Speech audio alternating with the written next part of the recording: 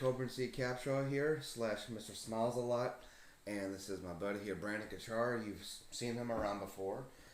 We're doing a podcast tonight. We're going to be talking about some different subjects, maybe some subjects to bring back up that we talked about before.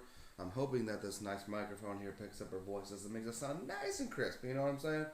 So anyway, these aren't sponsors here, but I'm trying to show everybody, there's a few things I got here that I love, like all my nice supplements. Thank you, Supplement Superstore S2. Everyone who works at the one in Brentwood. And I got my HKA USA boxing gloves here. I love them. Thank you, HKA, and thank you, Glove Up, for selling them. Thank you, HKA, for giving them to Glove Up to sell. These are great boxing gloves. I love them. And here's the Pro Master kit that I got. Actually, we got the fisheye lens on. That's why it looks all warped and cool like that.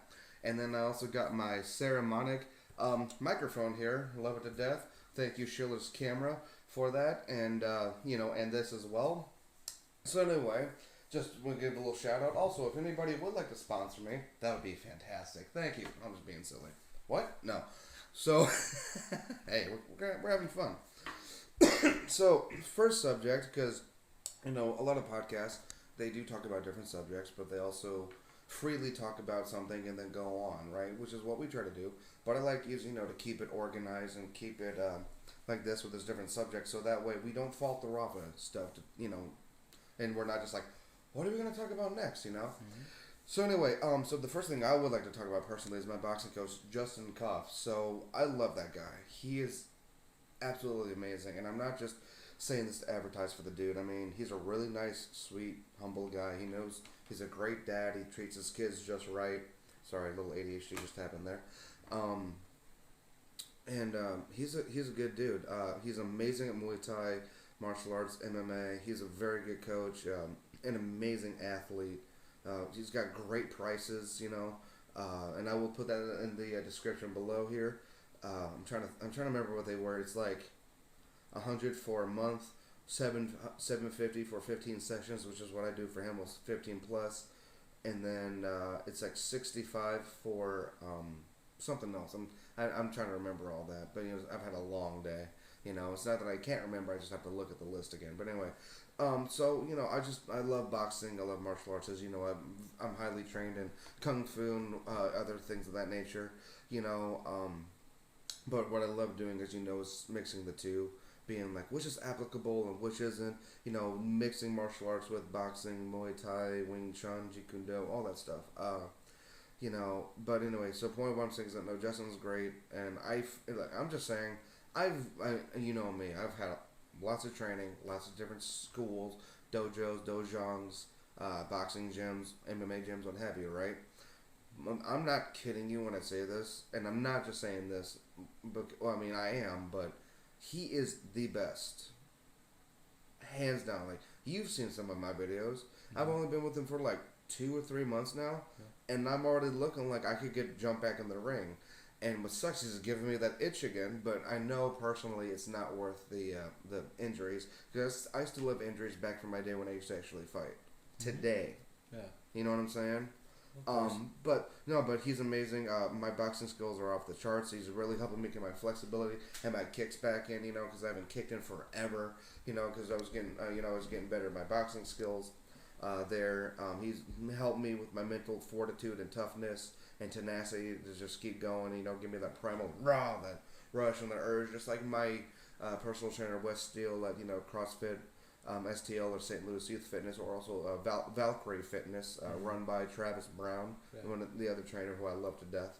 You're gonna meet him at the wedding too. Oh, nice. But anyway, so no, Justin. Like, by the way, if you ever want to, man, I don't know where you live right now, but if you want to get back into martial arts and MMA. I'm telling you, train with Justin. I'm not kidding. I'll even give you his business card at the end, because you've seen our videos. You see what that guy can do. Yeah. But also, speaking of which, I might end up buying a space at my CrossFit gym to train people myself, because I just found out that you can buy a space as long as as long as you work hard and you show determination. Like, I even asked, do you need a PT degree? And Travis said no. He said all you need to do is write out a business plan, tell us what you need. See how much we might need to spend. He's like, and you can just buy a space. And I'm like, really? He's like, yeah. And I've been there long enough. I've gotten in really good shape long enough to where they trust me and they know like, hey, this guy actually knows what he's like doing. Like, but I'm not gonna sit there and pretend to be something I'm not. I'm not gonna be like, oh, hey, so I know this is the sciatic nerve with all this and that. No, but I'm gonna be like jab, cross, hook, jab. What I'm saying? Yeah. Technique, stuff like that, right? Anyway, just like Justin does. But he's actually again academically smart. This dude, like, I remember one time in our first podcast we did. He said some word and he was like describing this, and I'm like, what? Like a very, very smart guy. So that's the thing, is that he not only doesn't know martial arts and all that, he actually knows about the body and the benefits of boxing and MMA and all that. But I've been talking this whole time. I feel like I'm being a jerk. Sorry. So on the second subject, this is where I would love your insight too. What do you think the benefits of MMA are? And when I do say MMA, I do mean all of it, whether it's boxing, Muay Thai, martial arts. And I remember there's no prejudice against, oh, will this work or won't this work? Because who knows? What I'm saying? It's all about the practitioner, and it's all about how they do it. Yeah. Anyway, so what are your thoughts on the benefits of MMA, That is a really good question. I mean,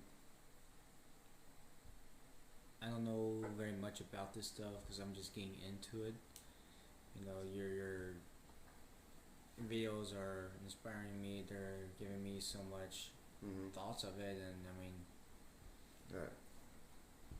I mean, you catch on quick. Like from those times I would show you stuff, and you were like, I'd be like, okay, that was impressive. So like you've got that martial. Some of those, yeah. Some of those moves, I also mixed in with some of my.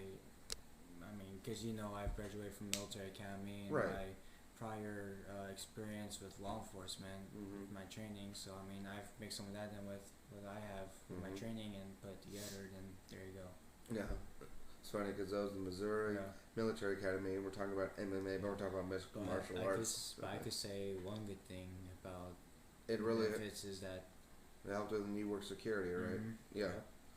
Yeah. And I know security isn't easy at all, and it's that's the thing, is like you might not be a full police officer, but having that stress of looking out for stuff like that wouldn't be fun. Like, I mean, heck, I would probably do it just to try it out. A lot of people say it's boring, or the people want to be security because they don't have what it takes to be a cop and stuff. I mean, I've got what it takes. I can be one right now if I want to. But with all the shootings and all the, everything on social media, of course, and all police, with the police abuse and power abuse and stuff, no, I don't. Yeah, like you can't decide if it's police brutality or if it's the other person's fault. Even with your academy training and with your department training, it's still. Yeah, because I remember like you told me that there'd be times where you would I think you said like once or twice you'd get somebody in a hold, and I showed you some wrist locks and some joint manipulation. I remember you told me you did one of those, and you thought, oh, thanks, Kobe.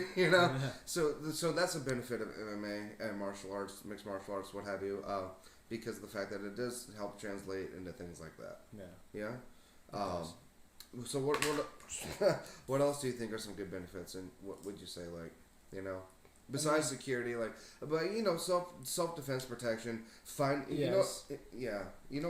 me personally, it made me who and I think I've said this to Justin in our podcast, or Freddie, or maybe both, or I might have said it to you in our other one, don't remember, but I really feel like it makes me me. Like it makes me feel like who I am, help me center me. Like, now again, like I did either say to you in the past, Freddie or Justin, can't remember, but I'm not saying that I needed that as a crutch to find who I was, because I mean, I don't want to sound like I'm reliant on that, but man, like growing up, I did all sports. I actually said this to my fiance when we were at her brother's basketball game on Thursday night, or was it Thursday? Yeah.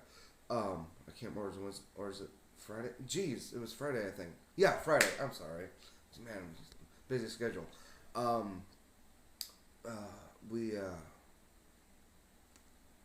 was I going with this? Man, I'm tired. Where were we going with this? We were just talking about benefits. What the other benefits about? Right. So I was saying to her, like, if I didn't fall in love with martial arts, I'd still be playing basketball. Because out of all the sports I did, to me basketball was the most fun. Right. Being a bigger guy, what do you think my main thing was? I was a guard. But for being short, I could also jump really high. So that's what the coach always told me to do. Block the guy and jump when you see the ball go in there. I'm like, okay. But that's actually a really good thing. That's actually a really good benefit about martial arts and everything else, like you said. It's actually a really good workout. It's good for your body. It helps relieve your stress. It helps. There's just so much you could do with this stuff. It's just unbelievable. It's crazy, but thank God for it. Thank God. Yeah, because here's the thing is that, like, running my business, trying to get married, it's stressful enough. Mm-hmm. So, hitting that back, feeling that power, just getting better, knowing you have those skills. And like I was, okay, again, it was Justin. I just remember, or I do remember saying this to him. The reason I love doing martial arts is because back in the day, and even still in a weird way today, I was doing something that a lot of people weren't doing. Everybody was playing other sports. Generally see a lot of people do martial arts. Yeah. So this might sound weird, and I'm not trying to say that I felt like an outsider, but it felt good taking my own path. Like, as much as I love basketball, I'm glad I went a different direction. Right. Honestly. Like, after I started my first Taekwondo class at 5 years old, I was like, this is it. This is what I want to do right here. And I'm still training today at 28. I've literally dedicated my life to martial arts. Okay, no, I'm not a master, I'm not a black belt, but I mean, no matter what I was doing, I'm always training, or I'm always thinking of her, blah, blah, blah. But speaking of the health benefits, so it's so true, right? Like, and I was saying this before, and I say this all the time, it gives me my body's natural flow. Mm-hmm. And actually, I asked my fiance, do you know what that means? She's like, what does flow mean? And I asked her today when we were having lunch, and I said, okay, you know how, like, when you get done with a stair stepper or a rower or a good run, your body has a forward motion? Yeah. It's like that, except it's more flexibility, like that flow, like, martial arts, so, and the thing is that people don't realize that, so CrossFit and do like that translates together. Doing a bench press, what's this? It's basically the same thing. Doing curls, uppercut, doing flies, hooks. See what I'm saying? Mm-hmm. So it all translates together. Doing workouts like this, helps like with those power punches. I'm trying to think. I mean, there's also hard body training, actually hitting each other, doing stuff like that. Martial, as you know. So that's what I'm saying is that it translates. Now, here's the thing: is that also everyone's in shape in their own different way. You know what I'm saying? Like, I'm 240 now, thank God. But what I'm saying is that, like, I still have a long way to go. I'm glad I'm not 300 pounds. But my fiance's brother said, he's like, well, what about all these guys who are big, strong men that can pull trucks? He's like, are you that strong? He wasn't challenging me, but I was like, you know what? That's fine. They're in shape like that. I would rather have a CrossFitter's body, or at least be in the shape that I am now. Because don't get me wrong, I'm a lot stronger than I was. But my cardio, my endurance, dude, oh my goodness. I'm not trying to brag, but that's what I'm saying is, like, I'd rather be able to go from here to here to here to here to here without being like, instead of being like really good at cardio or just being really strong. Because back in my days when I was a lot heavier and I was a lot stronger though, my cardio was shot and I felt horrible all the time. I'd be like, I can lift this, but like, it would take me like, you get what I'm saying. Yeah. So like, and the boxing really helps translate into like the CrossFit and back and forth and all that. I'm sorry, but you were gonna say something though. What's up? About martial arts? I don't remember. Do you maybe want to go to the next subject then? Yeah, why not? Okay, so let's start talking about you starting your new job or whatever. You were working for your family, and then now you're working at 360. So you liking it so far? I mean, it's nice. It's not that bad of a place. It's actually awesome. Yeah. Yeah. It is. Every time I've gone there, I always had a fun time. It's a beautiful view of the city. Mm-hmm. Like when you are up there. And you guys make that's where the purpose of the name comes in. 360 for 360 view. Right. Man, I haven't been there in a really long time. So what's your main thing? So you still in the back of the line, like do you cooking steaks and fish and chicken and all that? Yep. Are you doing salads too, or do you have a salad line chef guy? No, we don't. It's more like a rooftop food, like burgers and fries. Yeah. That's what I thought. Fries and pizzas, tacos. Yeah, something awesome. like that. Okay. I mean, if we bar food. Like it's not a sports bar, but like kind of sports bar like food. Am I wrong? It will, kind of, yes, in a way. Yeah. Kind of, in a way, because you burgers. tell me. Because we cook burgers, and we also have pizzas. We also have wings. We also got I know those are really good. Really tasty. Actually, I just had some. Those fish wings or chicken. It's what you saw what I brought in the box. Yeah. And then we also we just started serving steaks too. Mm-hmm. Cook to temperature, so however you want it cooked. Mm-hmm. And usually medium is what they ask for. Sometimes they'll ask for well done. They want it burnt, obviously. Right. So they want pretty much charcoal. And then we let's see, trying to think what else there is. We got this. We have it's more of an appetizer though than you would think of an entree. It's more like what's a way to describe it? It's not your ordinary restaurant or your ordinary sports bar. It's more like a what are they called? What do they call them? It's like a hangout bar in a way with what's that word called? If I remember, I'll try to. It's not Mediterranean, is no, it? no. It's not cuisine. It's It's not. It wouldn't be my considered. brain is burned. Tonight was such a crazy night. Yeah, I bet. No, I wouldn't say. I don't want to say snack bar food. No. It's what's it called? What's that word called? we were just talking about it earlier at work today, and oh man, I can't remember what it's called. Because we were comparing restaurants about where why I left the family restaurant to come there. Right. And we were comparing them about, my family restaurant's a full service restaurant. It's a full Mediterranean cuisine compared to this. Because this is just like a hangout bar with appetizers and I can't remember the name. I can't remember the name. Can't remember that word. Can't remember what it was called. So you must really benefit from having like all these different kitchen jobs, and like as in, it must not be that hard for you to transition to a new kitchen and learn it all. I mean, learn what they do, or like, do you like going in there with an empty mind and learning what their craft is? No, I prefer to go in with the experience I got because it helps me. It helps me get on fast, and it helps me. Right. It helps me. Helps me succeed more too.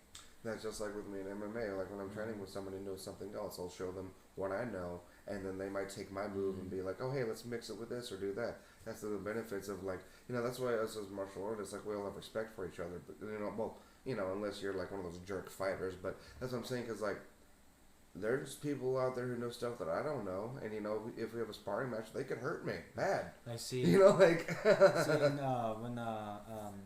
was it last Friday night? Not this Friday. I think it was last Friday night when I started there. I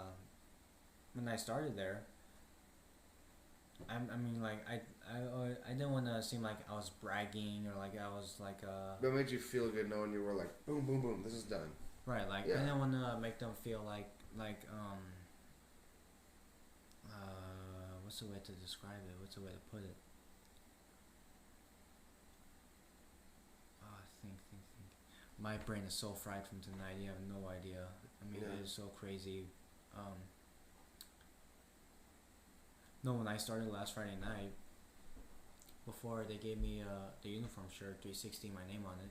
Wow. Before, I just wore my regular a chef clothing. Yeah. My full service kitchen, my full service uniform. Of course. I went in. I mean, obviously, I had no problems and stuff like that. Like, there were some things that they were doing that are, what's the way to say it? They were doing things that maybe weren't the best restaurant behavior. Did it go against protocol? Did it go against hygiene regulations? No, I don't know. No, not well. Real quick, keep talking. I'm more gonna like get a Gatorade. More like cooking procedures than hygiene. Gotcha. So, like, for example, what was a good example? Do you want one? Oh no, I'm good. I'm trying to think of a good example.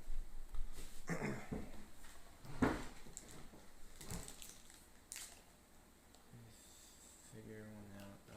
I got one. Maybe cutting corners to get the food out there faster, and that makes it not come out efficient, right?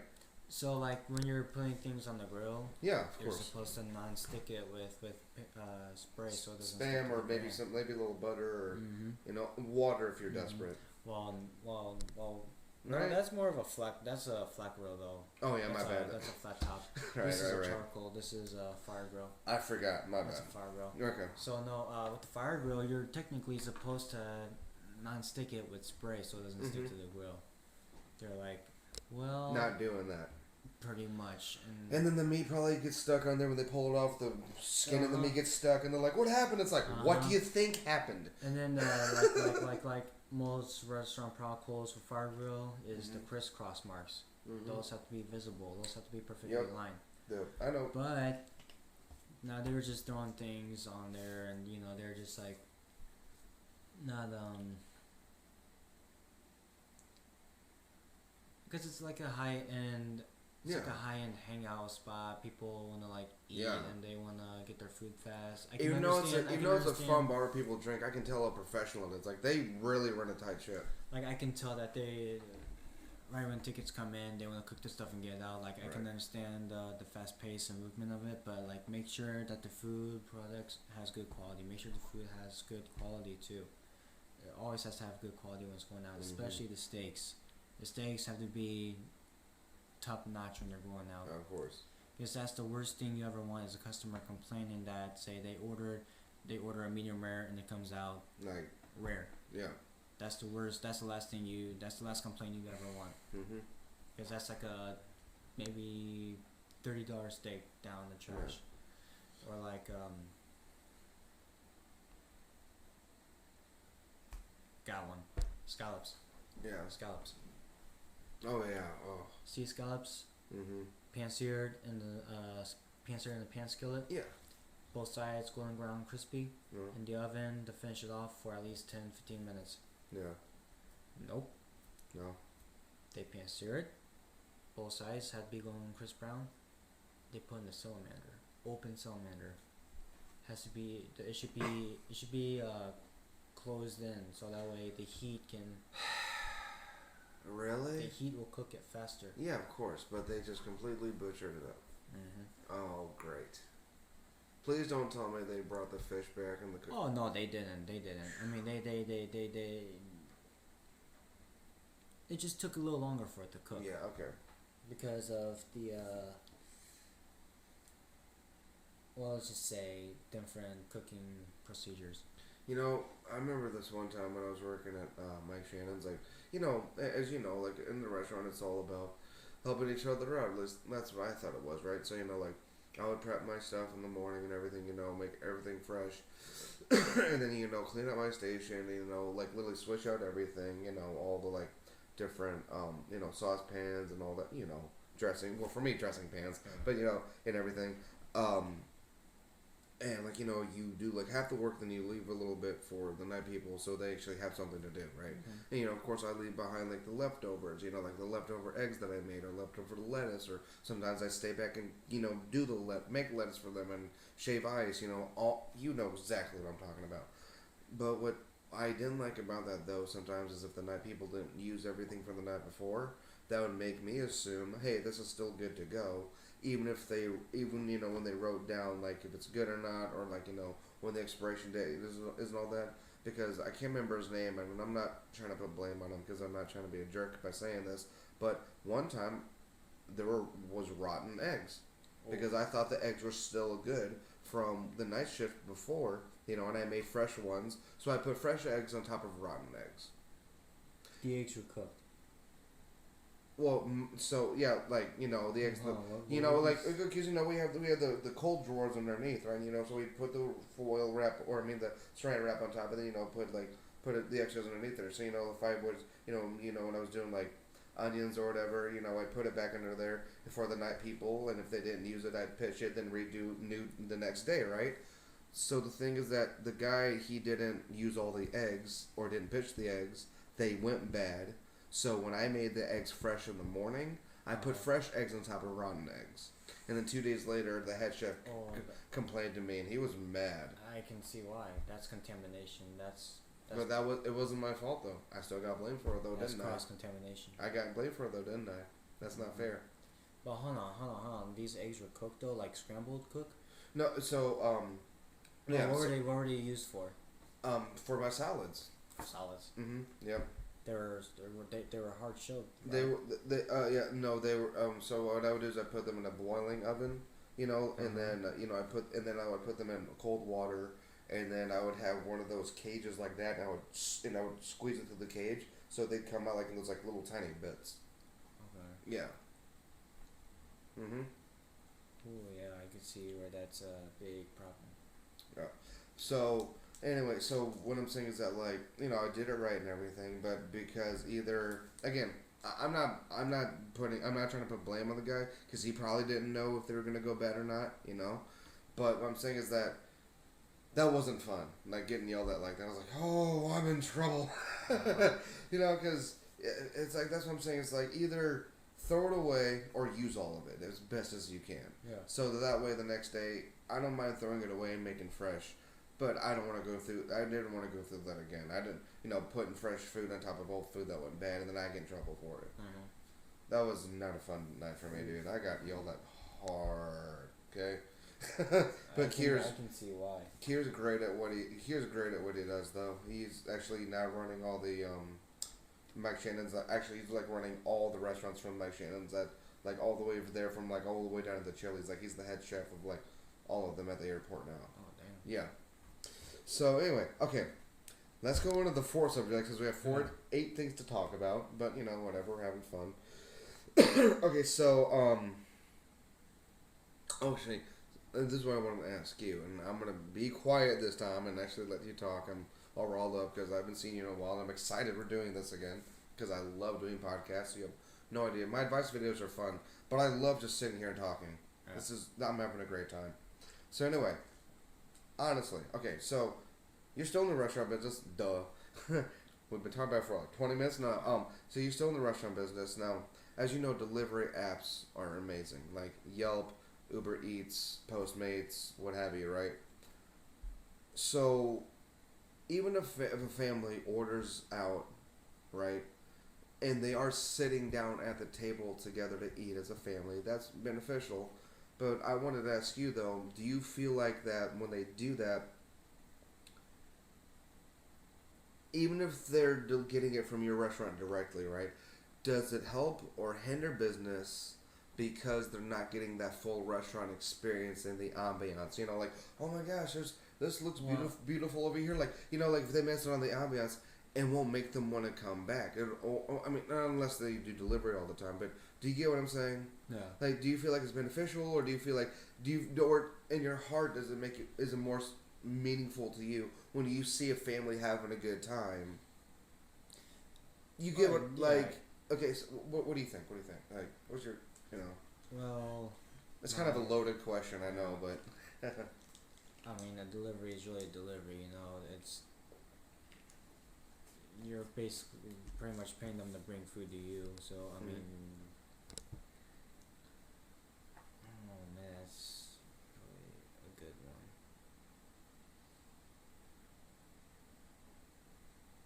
one. Tell me the question one more time. Okay, so no, you're fine, dude. It's okay. Alright, so okay, I'm gonna try to shorten this. I'm sorry. Do you feel like it hinders, like, isn't beneficial or hurts a restaurant in a way when families don't get the atmosphere or ambiance experience. Like, you go into into a nice Chinese restaurant and you see like a nice statue here, you see this, or you see a little Buddha there. You're like, oh, this is a nice area and it smells nice in here. I like the scent of the food. I want to come back, right?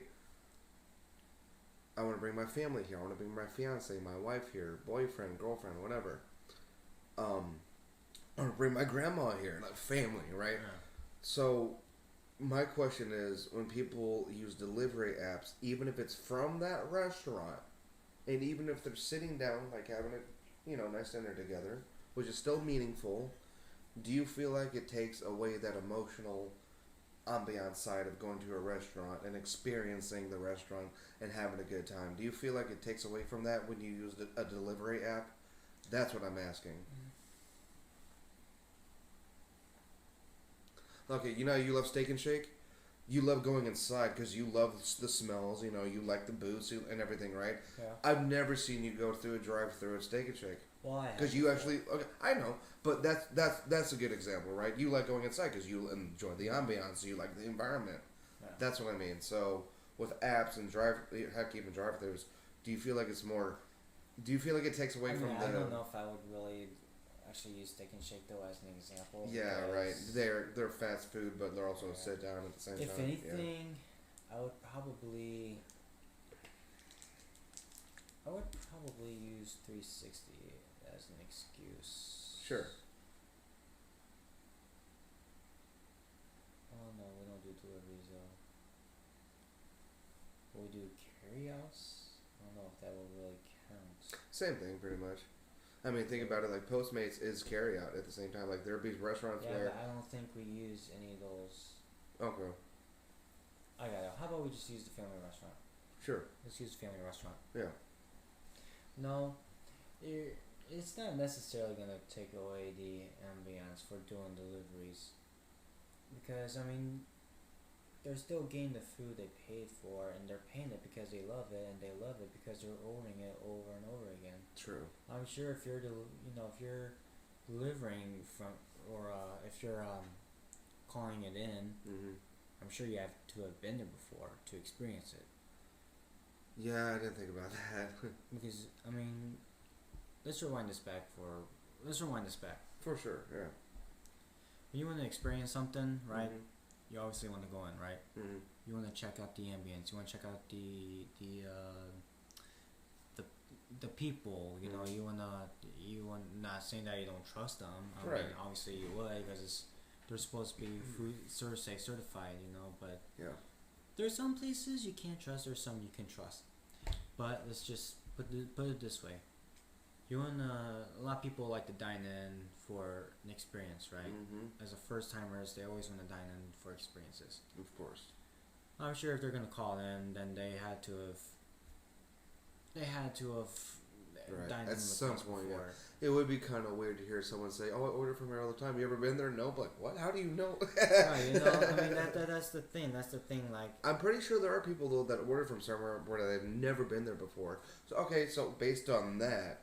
That might be okay. Even the restaurant's making money either way. I'm just talking about like the emotional side of it, like the connecting with people, having that sit down. That's what I'm basically asking. Like yeah. No, it doesn't really take away the ambience because they're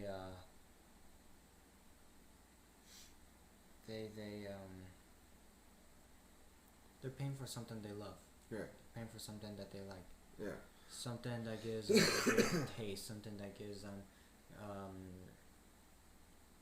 something that makes them,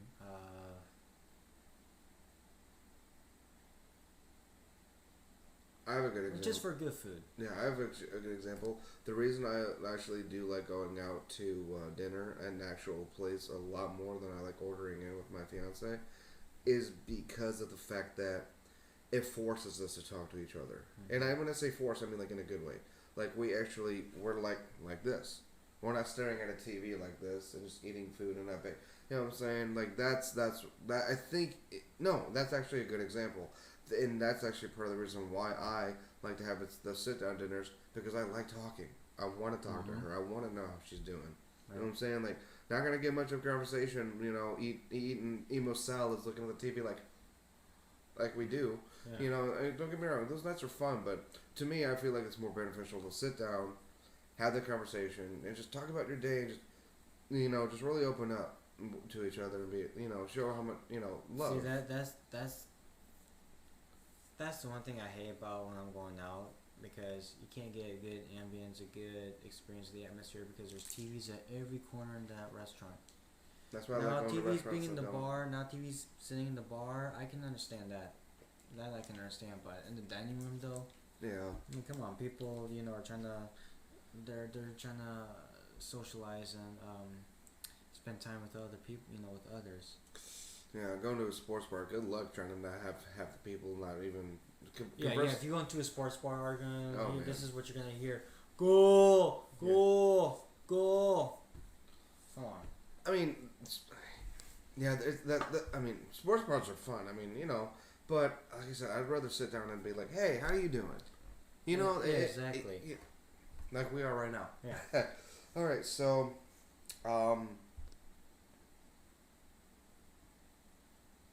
yeah. You know what? You got anything else to say about that, or I think we're good on that, or what do you think? I mean, you were still in the restaurant business, so if you got anything else. All right. Fifth subject. Oh yeah, you wanted to ask me this one, right? So here, I'll ask you for you. Okay. So you wanted to ask me, why don't women go for good guys these days, or good men? Good guys, good men. Same thing. Yeah. Maturity. Mm-hmm. I think that's what it is. Honestly, because even at a young age of 16, I felt older than everyone else. Now, I was still immature. I mean, hormones are going crazy. I'm still a young kid. But that's the point of what I'm trying to say is like, but women though, I'm not trying to say anything bad about women. Obviously, I'm about to marry an amazing woman, but I feel like it's to do with maturity and finding the right guy, honestly. And another thing is, maybe they don't know themselves. Like, I feel like a lot of times bullies are bullies because they don't know themselves and they're trying to find an outlet, and their outlet is being mean to people. So, I feel like maybe if a woman doesn't know herself, she's going to go for a guy who doesn't really know himself. It's another jerk who's going to treat her wrong. Yeah, pretty much. That's, another way I guess you could say this is, when it comes to the whole maturity thing, when a woman is wishy-washy, she's like, I like this guy, but then I like this guy. And I'm not calling her anything bad. No bad names, as you know, some of those names. No, what I mean is, like, not having the maturity of, like, really knowing what she wants in a guy. Because maybe she doesn't know what she wants in herself. Again, going back to not knowing herself. Mm-hmm. And then, honestly,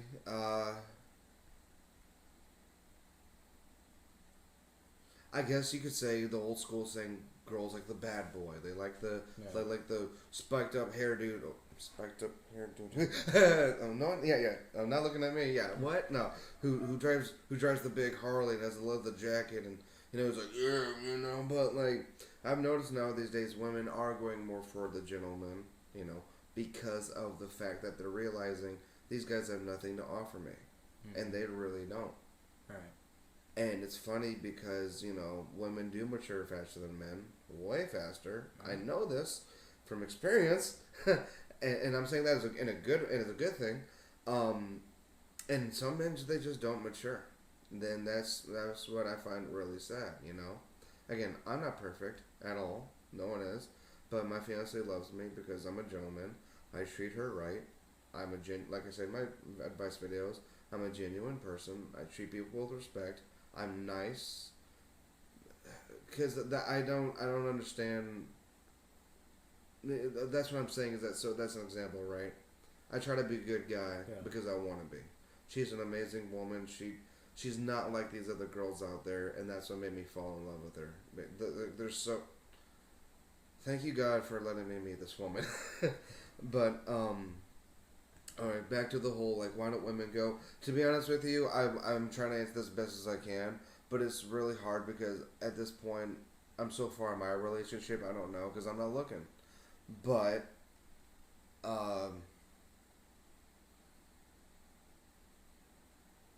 that's like. I'm trying to think, man. This is a good question too. Okay, well, I know you asked me to answer, but what in your opinion? I mean, like, without trying to sound like a jerk yourself, because I know how we can get about this kind of subject. I'm trying to keep it calm too, and just being, honest.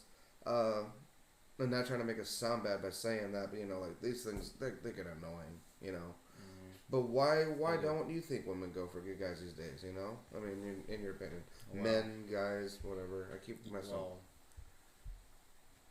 Well, I'm gonna say is not probably gonna be the best. Hopefully, no one gets offended by it. Okay. But now these days, all women think of men are like All they want to do is that one thing. And they don't get to take okay, actually, we were talking about this to get to know him. Right. Simple psychology. It takes 30 seconds to make a good first impression. Instead of looking at us or thinking we're all the same. Why don't you use those 30 seconds and actually get to know the man instead of assuming him? You're right. There you go. Yeah. Same thing with women. Just because a woman's dressed a certain way, don't assume that she's just gonna talk to you. Maybe she's dressed like that for her job. Maybe she's going to a meeting. You don't know how professional she might be. Yeah. That's what I mean. Like by respect, it's all about respect, and just really being open to other people's perspective and listening to them. I got it. Yeah. I got it. 360, right? Yeah. Hangout spot. It's like an upscale type of hangout spot. Right. Obviously, it's like Hooters, and Hot Shots, where the servers are. Right. Girls are gonna be, Yeah, those outfits. Yeah, of course. I mean, they're better than Hooters though. They're actually like. Yeah. Dressed though. They're dressed up. They look nice. They're more like upscale, dressed up and nice. Of course. I would say like. Yeah. Then. Like Hooters is a straight sports bar. Yeah. Yeah. Yeah. There's one girl there. She works there. She's beautiful. Right. The other day I was talking with one of the other cooks behind the line. She told me, like, gave me some advice what to, give me a little information. Sure. She's looking for a male friend, not too picky and whatnot, etc. and stuff. And I've, my experiences have the bad of luck with women. Sometimes I meet them, we start talking, then all of a sudden they just like... They want to go for that bad boy. Uh-huh. Yeah. With this one, like real sometimes quick, remember, be careful. I don't know if they made you sign into the policy that you shouldn't date your coworker, because that can get dangerous. Like, let's say you two are in a big fight and you blow up at each other at work. How do you think that's going to make the restaurant look? Be careful. Good point. Just saying. But what were you going to say, though? That's a good like, point. from your perspective, you were going to be like, hey, so if I dated her, I would show her what it's like to be a gentleman. Now, exactly my point. Yeah. I want to be who I am, because you've seen what I've been through in the past. You've seen half the crap I had to go through. It made you not want to be like those jerks. There are times I had to pretend to be like someone or something that I'm not, and it just killed me inside. It cost me some of my past relationships, and I do regret it. At this point, I'm like, that's it. I'm done. I just want to be myself. I want to be who I am. I want to be normal. I want to be... You want to be Brandon. Yes. You don't want to be Mr. I'm posing next to a car with my sunglasses on at night thinking I look cool with my airman jacket on. I saw that one, dude. You looked like a complete jerk. I'm like, whoa. Which one? The one where you're like... The one where you're at the West County or South County Mall and you're standing in front of that blue car and you're like this and you have your sunglasses on and your airman jacket. I'm like, who's this guy? I'm sorry. I was like, that's not the Brandon I know. Yeah. That's when I knew you're going through something. Well, I mean, well, You were trying to be Mr. Hollywood, and I'm like, that was not a good look. I love you to death. That's why I'm saying it.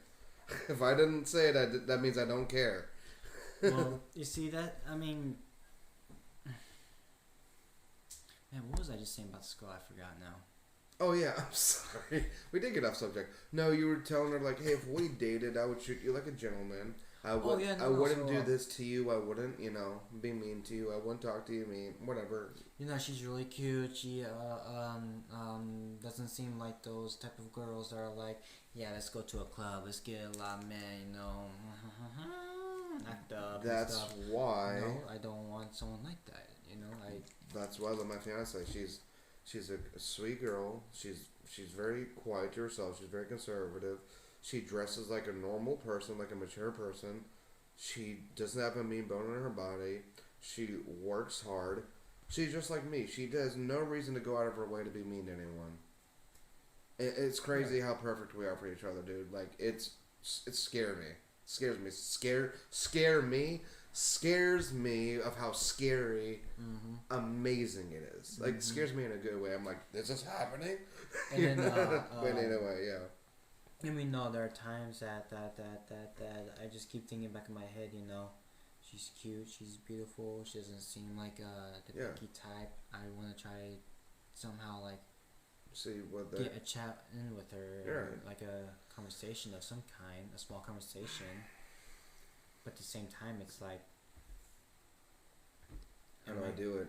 Yeah, like how am I gonna do it, or am I gonna do it, or what's gonna happen if I do it? Yeah.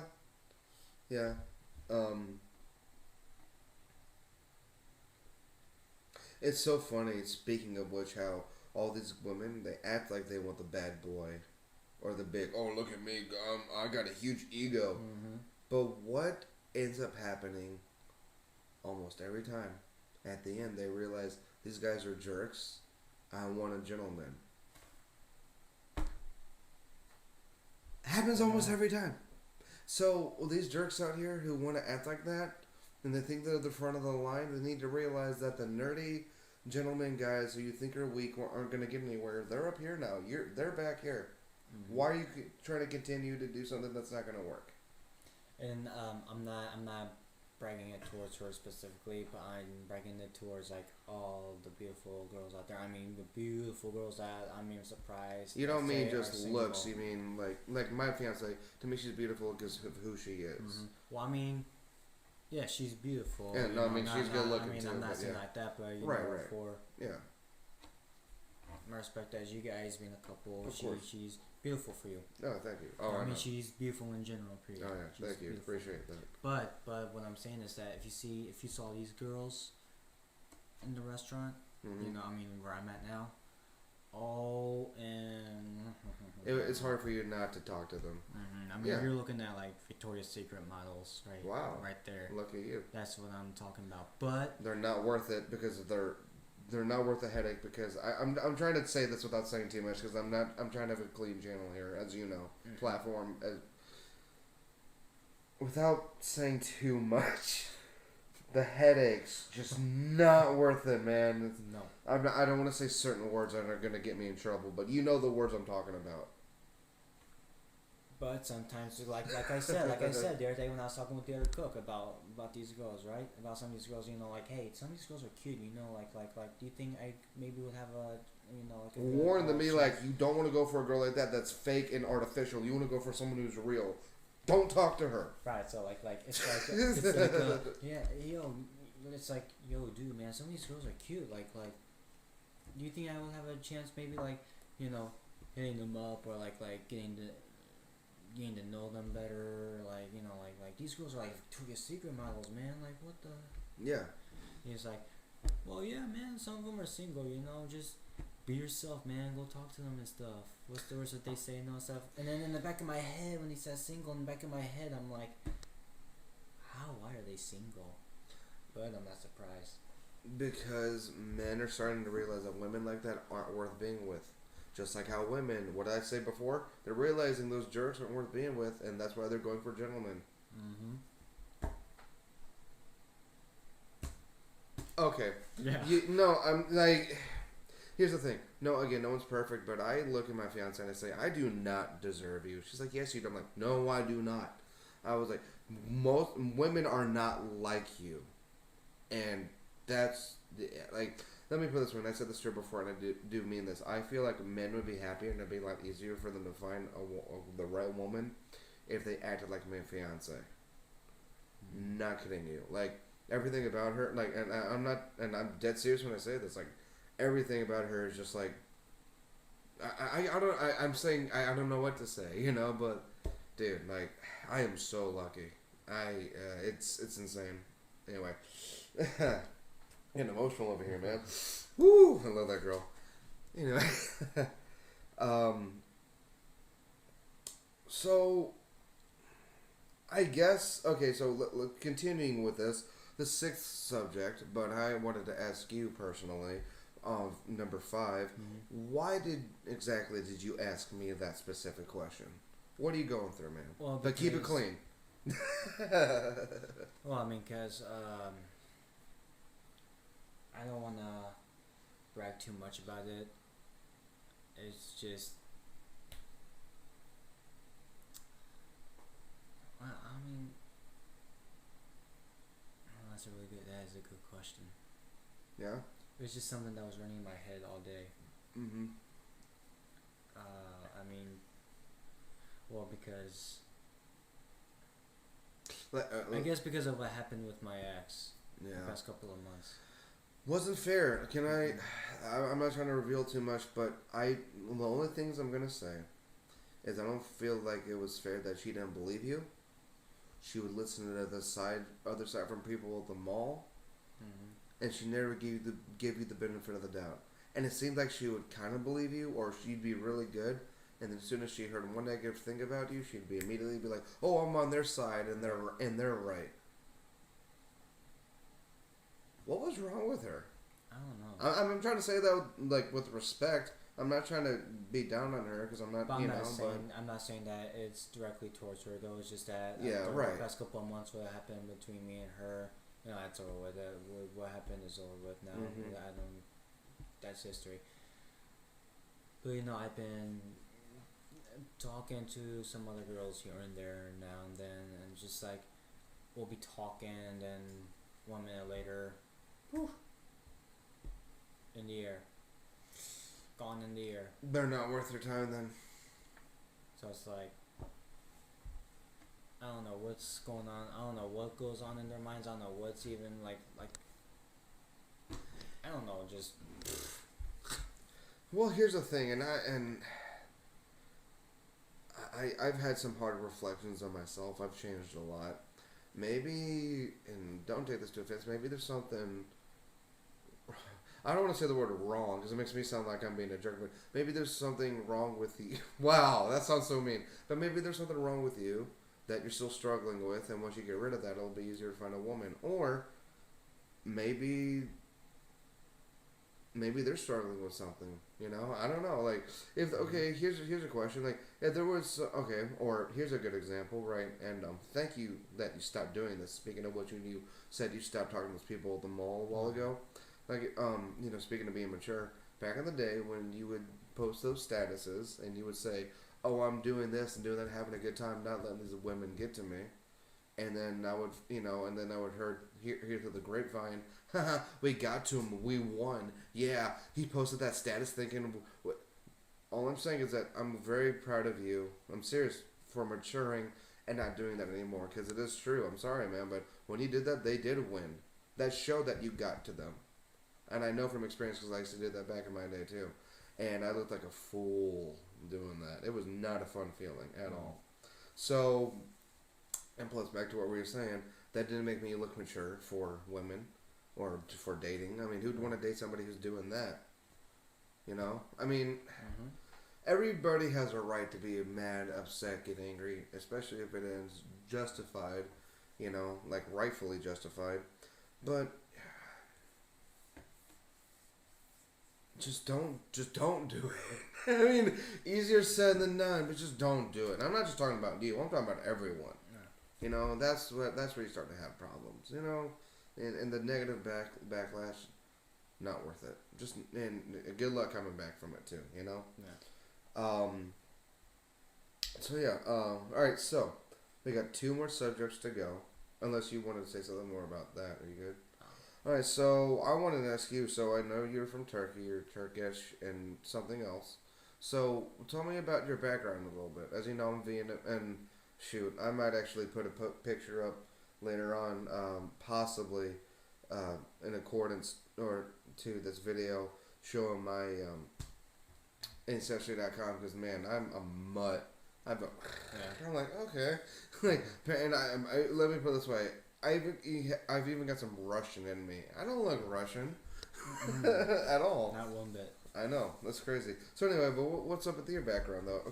So, I'm sorry, but no. Speaking of your background, I remember last thing we talked about your grandpa, your grandpa was coming into town from Turkey, or whatever, or your uncle. My uncle. Yeah. So anyway, I'll shut up. What's up with your background? Talk to me. What's up? What's going on? Well, I mean, my background, my nationality, or like just in general. How about nationality, and then I guess what you like to do and who you are, and maybe like, okay, so you know how like with me, I connect the martial arts to help me find out who I was. Okay. Maybe being in the restaurant helped you find who you were, something like that. All right. So go on. Here we go. In fact, I'll do this for you. Oh. For you. Allow me to introduce myself. Let me introduce myself. My name is Humpty. Right. Don't copyright claim me. Allow me to introduce myself. My name is Brandon Kacar. I am half Turkish, half American. Turkish, father's side, American on my mom's side. Well, my mom is generally Greek because my grandmother was Greek. Sure. But born in St. Louis, born and raised in St. Louis, Missouri. My father, at a very young age, early 20s, came to the United States all by himself, started working on cruise ships. He met my mom on a cruise ship. They started dating. They got married sometime later on, and bingo, here I am, and my sister too. Well, I mean, not physically, but she's, part of the world too. My sister is... Monica. Monica, you know my sister. That's a beautiful name, by the way. I love that name. I don't know what that name even means, but... Right. But no, Monica is 2 years younger than me. She's 23 years old. No, I'm sorry, 24 years old, not 23, 24. She just turned 24, right? No, 1995. June 1995. Right? 24, yeah. I was born in 91. I'm 28, so I think 24 might be right. Okay. Just because I'm Asian, don't think I'm good at math. Don't believe the stereotype. But yeah, no, 24, 26 years old I am. We grew up in the restaurant business. You know, we went to Ladue School. I didn't graduate from Ladue School, but I transferred in 2011 to Missouri Military Academy, which you know, which we mentioned earlier on the camera. And my cousin Gates was there. He says he didn't talk to you, but he knew you were there. I'm like, that's cool. Yeah, Birchfield, yep. He's a Marine now. That's good. Yeah, anyway. That's good. Yeah. And I'm trying to get my focuses back into to the tradition of military and law enforcement background. Mm-hmm. But I'm gonna be honest with you guys. Lately, I felt like I've been trying to be someone that I'm not, acting like somebody that I'm trying to be that I don't want to be. So you kind of went back to your old ways. Mm-hmm. But I haven't been seeing the statuses on Facebook, so tell me how. Well, it's not worth making stupid statuses on Facebook because people are gonna laugh at you, and that's social media. The public can see it. Authorities can see it too. Don't think they can, but they can. Oh yeah, that's. Why do you think Twitter's such a big deal? You can make one status and boom, they just take it down instantly. Yep. That's why I try to keep everything clean, business-wise, podcast-wise, advice, videos-wise. That's why I don't say anything controversial, because I don't have any intention of attacking anyone. That's the thing, is like, I'm not doing it to be fake. You know, I'm not trying to put up a shield of like, oh, he's not saying this and that because of, you know, he's trying to protect himself so we can't talk badly about him. Yeah. Maybe that's exactly why I'm doing it. Yeah. You know what I'm saying? Like, yeah, continue though. So, my family, we're not bad people. We're not mean people. You know. Right. Turkish. I know the first thing you guys are probably gonna think of. I don't want to say it. The T word. Mm-hmm. Yeah. But no, it's not like that. No, of course not. There's the good people and there's the bad people. Yeah. Just like with any country, nation, what have you. But no,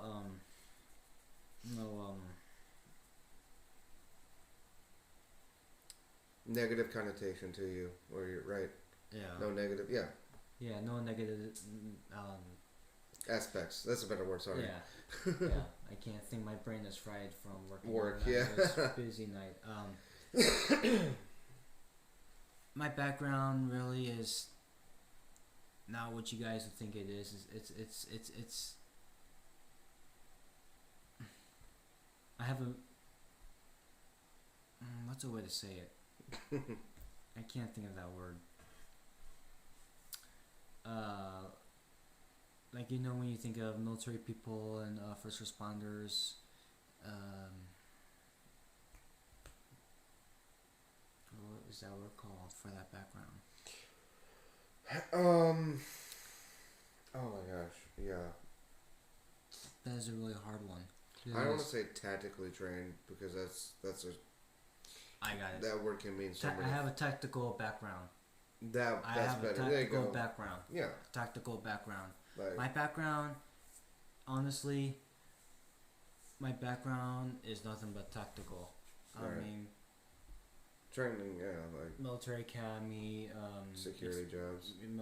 Security, military academy background and all of that. So my background is very much tactical. When a lot of people will think that what's the way to put it? A lot of people will think that I'm probably like very abusive, like my ex, for example, you know, she would think that I'm abusive and stuff, but I'm not abusive. Just because I have a technical background, it's just for good purposes, not bad purposes. I learned the things I learned because I want to be able to use these tactics and to protect people. Mm-hmm. So, okay, I love it that you said that because actually that made me immediately think, I'm not talking about you real quick, but here's the thing, like, I'm a big guy and I'm a strong guy. I know what I'm capable of. And, you know, there is some negative connotation to martial arts, believe it or not. People think, oh, this guy's, you know, training to fight, so he likes to go out and look for fights. I train to fight so I don't have to. I know what I'm capable of. I train to fight so I can protect myself, protect my future wife. I would never lay a hand on her. I would never lay a hand on a woman. I would never lay a hand on anyone that doesn't deserve it. There's no reason for that. So I like to break that stereotype that not all fighters are the same, because we're not. You know what I'm saying? Like, I'm not even kidding you. The most humble people that I've ever met are fighters. Right. And I don't know, and again, like, I don't know if it's because we know what we're capable of. I don't know if it's because it relieves our stress. I don't know if it's just because, like, we just love the feeling of, like, no one can protect ourselves, giving it that, it's that confidence of, you know. But then again, that's where the ego can come into play. Like you said, becoming someone you're not. Where you're like, oh, I'm so confident I could, you know, blah, blah, blah, blah, blah. Oh. It's like, okay, cool. Well, but then let's watch, you know, the next guy come up who's 1,000 times better than you, and you want to fight him. And the next thing you know, you're working up at the hospital, like, what happened? Yeah. That's... I'm sorry, we're talking about you, I know, but I just what I want to say is, like, this whole stereotype of, you know, what you were talking about, we're trying to relate that to, not all martial arts are the same. But anyway, so what were you saying? So, here's the main purpose of my background. Here's my answer to your question. This is my answer to your question. My background is, I'm a safety guy. I'm a safety person. Right. Safety is always my priority. A couple of nights ago,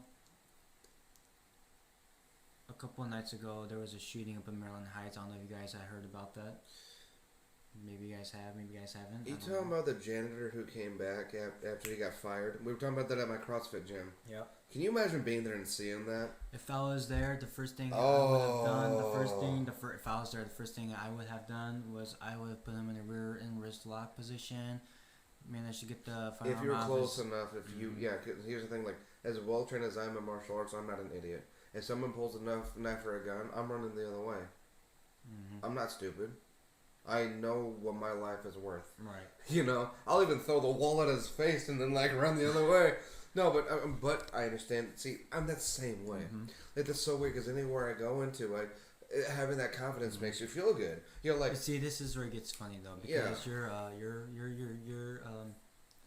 I'm not saying my skills are the same as yours. They are, but in different aspects though. Of course. Your skills are more Kung Fu, MMA, wrestling, and like I do know joint manipulations and locks and arm breaks and stuff. But yours is like immediately hard arm lock, trip, and like I know what you're saying.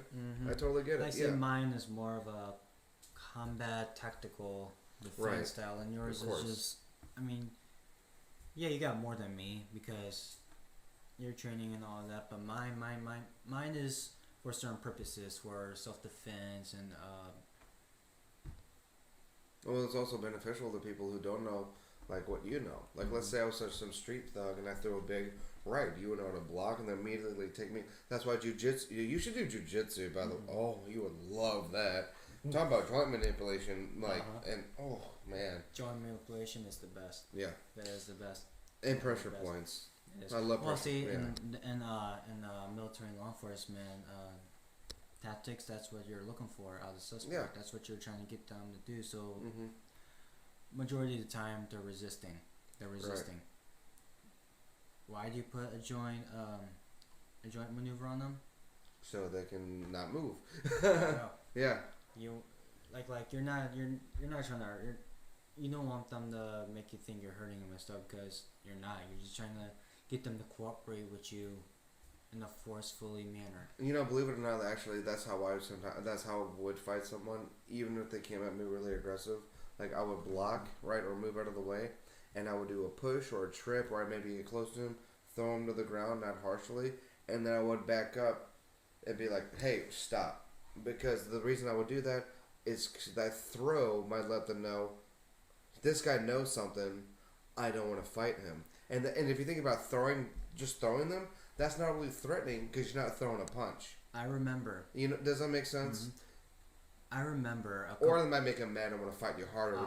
A couple months ago, I remember my sister and her boyfriend and their friends. They all wanted to go out. Okay. Yeah. This was right before me and my ex broke up.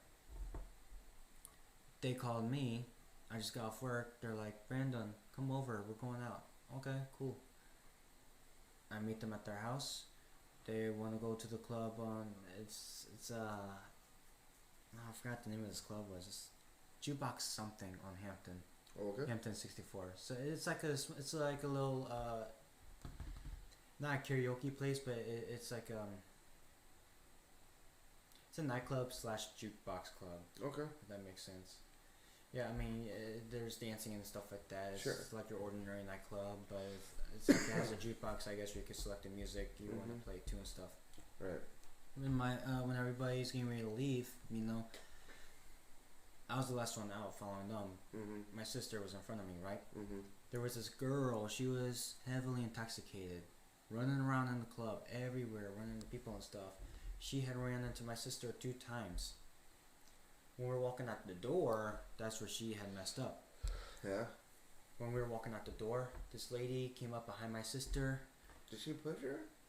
In a way, she pushed her, but she grabbed onto her arm too. My sister shoved her back, but she actually came back at your sister like, "Let's fight." No. My sister shoved her back, her back. This is where it gets interesting. Huh. She shoved her into me, but me being smart, I was in the perfect stance. Yeah. You just like. And a joint rear end maneuver. Yeah. That got her to stop shoving her around. The first thing I ask is, "Are you done? Are you done? Or are you gonna be face down on the ground and you're not gonna want that?" So that's the thing is that like I said, I would never strike a woman, but that's the thing is that if I had to put a woman in a hold if she was being aggressive or she was really trying to hurt me, I would just do a hold. I wouldn't ever start hitting because but this girl was being so aggressive. She was. Yeah, but she was intoxicated. But see, but that's the thing is that a good thing that you stopped her But good thing you didn't go any further because you could have hurt her. But, you know. And it was the worst place to do it because we were on the stairs, too. Oh, that would have been terrible. Yeah. I don't know if I would have done that lock personally. I'm not saying anything against you. I would have probably... The lock I would have probably done... This is gonna makes me sound bad. But I probably would have done the one where you hold one arm and hold the shoulder. Like, hey. But, like, you know, you bring it in like this. It sounds like what did you That's do? a rear... I did what's a rear end wrist lock joint. Oh, the chicken wing kind of? Mm-hmm. Okay. Or not the pacifier. No, this is the... Yeah, no, that's the chicken wing. Even doing that hurts. I remember that from You want me to show you? You want me to demonstrate for you? Yeah, sure. Okay. Okay, so... We're going out the door, right? Right. We're going out the door, right? You're the crazy drunk girl. My sister's right here. You're shoving people around and stuff. Pretend someone shoved you back, right? Okay, yeah. Are you done? Are you done? Okay. You done shoving people around? I would be careful of that because you could possibly pop her arm out of her socket. Exactly. Well, I wouldn't feel too proud about that because I was a woman. Just saying. Like, I'm not coming down on you, but I don't know. But I understand, though, that situation. And then, I did almost throw it to her around, though, because I had her in a position. I had her in a position that, I her in a wrist lock. Yeah. I had my knee locked in so that if she was trying to, like, you know... Right. Bend backwards or something. So, are you saying that she was actually being, like, aggressive enough to where you felt like you had to do that? I mean, she wasn't being that aggressive, but she was a little bit resistive.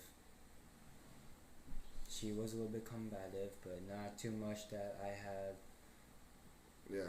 to forcefully pull her onto the ground. Well, and I didn't want to, and I'm glad I didn't. But it sounds like you did the hold gently. You didn't like force it. You weren't like aggressive. You were right.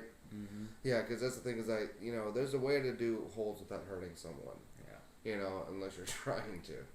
Because I remember, like, I know she was intoxicated, but like, just saying, man, the way I'm not coming down on you. I'm not saying anything bad about you, but the way things are these days, especially with how men can get sued just like that for anything.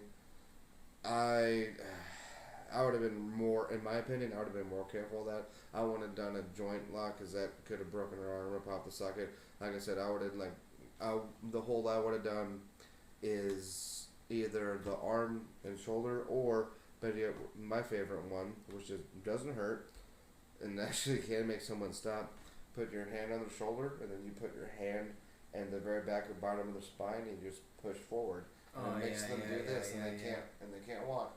I've done that before too. It doesn't hurt, It doesn't hurt them. They're just like, what's going on? I can't move. But I'm just saying, like, but at the same time, though, again, I'm not blaming you for what you did because you were quick draw McGraw. I don't know, maybe you were drunk too. I don't know, but But think about, you're like, dude, I was gone. No, I'm just kidding. No, but but it was your sister. So again, family. That's why, like, I'm not saying anything bad about you. I'm not trying to, but that's why I feel weird about it because it's like, ooh, but it was your family. Ooh, but it was your sister. Maybe you should have done an arm lock. No, because like there have been times where I've been in situations like that, and I really accidentally hurt the other person, whether it was a self-defense or it was a tournament or I was actually fighting someone, and I pulled off some nasty move. And afterwards, I was like, I feel really bad because that guy's like, ah! It's happened to me too before. It's happened to me too. So, and I'm thinking, if I did that to a guy, if I did that to a woman, instant prison time. Mm-hmm. That's when it's not worth it. Again, I'm not saying you're an abuser. I'm not saying you're some guy who actually hits women because, again, you were defending your sister. Mm-hmm. It was family. I get that. Well, then she was she was starting to run into me too at that point. So you mean like aggressively run into you, like? Well, because when my sister pushed her back, shoved her back, she turned towards you, or she? Oh, okay, yeah. No, like my sister pushed her back, right? Okay. Huh.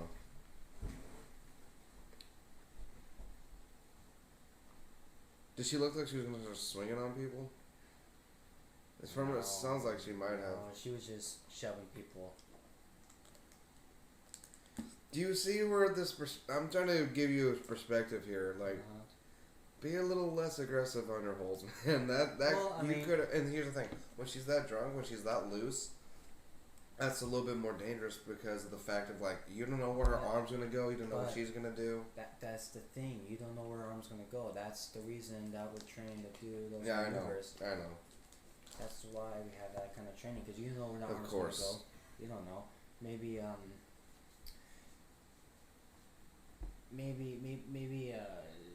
something. I don't know. Just something. Again, I'm not trying to make you look bad on my channel. I'm not trying to come down on you, and I'm not trying to get you in trouble. I mean, it's just something that happened out of the blue, you know. Oh no, there have been plenty of times where I've done out of the blue things, and I'm like, oh, I regret that because that person looked like they're like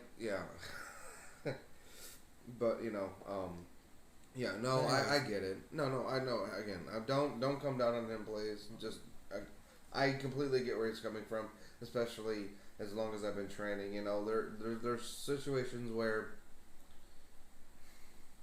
God, you know, I have so many examples. No, not so many, but like there have been times where I'm like, should I have done that? Because I did regret it. Again, I'm not saying I would purposely hurt the person. You know, there have been times where I've defended myself, and the other person didn't come out looking pretty. And neither did I, because it was a real, Anyway, but again, or like the time that I. Real quick, I'm not trying to have a big ego and say again, I'm all this and that. I'm just saying, like, I know what I'm capable of. What were you gonna say though? There was a time that I actually knocked his door down upstairs. Yeah, that's. I don't mean to bring that up, but it's just. Because who I was with at the time. You know, they took her bed framing or whatever, thinking it was all funny, put in the guest room, and I even said to him, all right, knock it down. Like, this isn't cool. I told you, like, I want you to knock my door down. And that's not me doing it. That's my training tactics that I have. Yeah. Doing it. Yeah. Anyway. But that's who I am. Right. So, again, we're not saying he hurts women. We're not saying he abuses women. It was just one of those situations where he felt like he had to do what he had to do. Okay, and be honest, because I want you to redeem yourself. Now that I kind of put in perspective and realizing I know you have high training, but how badly you could hurt her, do you kind of regret the way you did it? I would. Look at me. I would. I'd be like, I could have broken her arm, and I could have gone to prison that night for, dude. You don't understand. Like, you understand, but that night could have completely. You're right. Yes and no. That could have completely ruined. I don't know if completely ruined your life, but that would have made your life old. You're right, yes and no, because I'm not an on-duty security officer, but I was still saving a life, too. I could have been saving someone's life that night, too. From being harmed, if that makes sense. Yeah, like, because what if... Okay, again, what if you didn't do that, and she did come back at your sister with the... You know... Okay. So you were thinking of that at the time. You were thinking, I'm going to stop you before you try to swing on my sister kind of thing? Yeah, let's just say it could have been like a wake-up call because, I mean, she looked at me with a look like... Like, oh, I did something wrong. Like a little bit of fear, you know? Yeah. But let me say this real quickly for the girls, though. You girls should actually be lucky that you would have someone like me there to protect you for those kind of reasons. Yeah. Because if you were to run into someone else and they actually physically harmed you... You weren't there? Mm-hmm. Yeah. No, that's how I would say to my fiancée all the time. I'm like, you know I could really protect you, right? She's like, I know. She's that's exactly what I could do. Yeah. I feel bad because I feel like I just made you look bad on camera, like I came down on you, but that was not my intention. I was just trying to make you see it maybe from a different perspective as trained fighters, you know, what we know as in maybe you could have handled that differently. I'm just saying you did what you had to do at the time, but being a woman, dude. But that's me though, you know. But again, you know, I did make contact with her. You know, I said, "Are you gonna stop? Are you done?" I mean, you were very verbal. Yeah. I was verbal with her. Now she had continued to like resist from me. Then at that point, we're going to be face down on the ground for being non-cooperative and resistive. Right. I got you. That's now we're going to another level. Yeah. I got you. Okay, so we've been talking for a long time. I think we should wrap this up. Okay, so number 8. Wow, actually, this goes perfectly into it. I love you. How do you want to be remembered at the end of the day? I'm not talking on your deathbed. I mean at the end of the day, right? Okay, now, hopefully this will help redeem me a little bit. I'm just kidding. No, but, okay, so like me, right? Mm-hmm. That's why I like being, again, what did I say before? A gentleman. Yeah. I like being nice to people because I want to be remembered at the end of the day of, hey, this is a nice guy, or that's why I do my advice videos and these podcasts and things like that. So I can speak to people. Yeah. I can let them know, hey, I'm here to talk to you if you need it.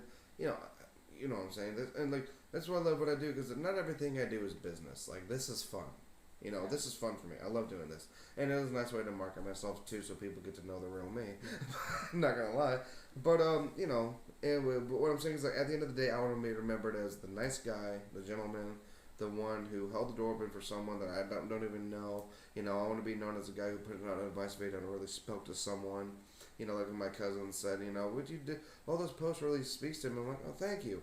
All the comments I've actually been getting back and all the shares and likes and people actually tagging my name and being like, shout out to, like, if, that's what I'm saying is that, what is it?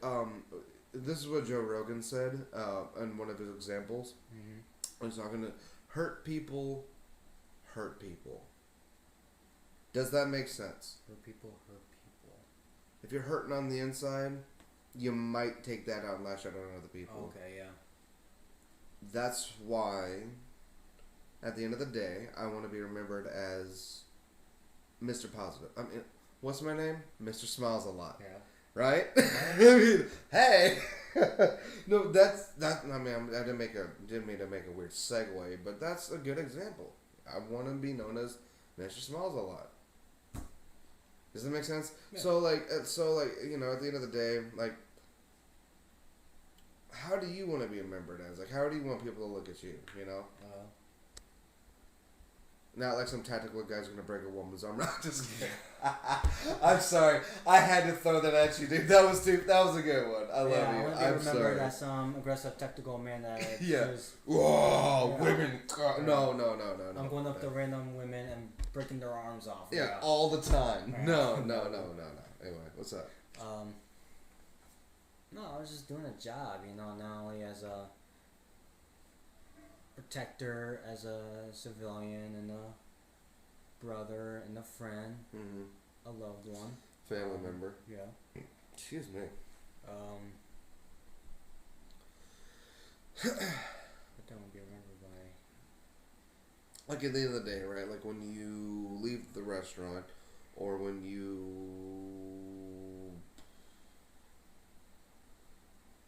do something that makes you feel good. Like, you go out of your way for a stranger. Like, sometimes when I'm at Walgreens, right, I'll see an old lady. I will help her take her groceries to her car. Yeah. I will take her cart back inside. I will help her in her car if I need to. I will close the door for her.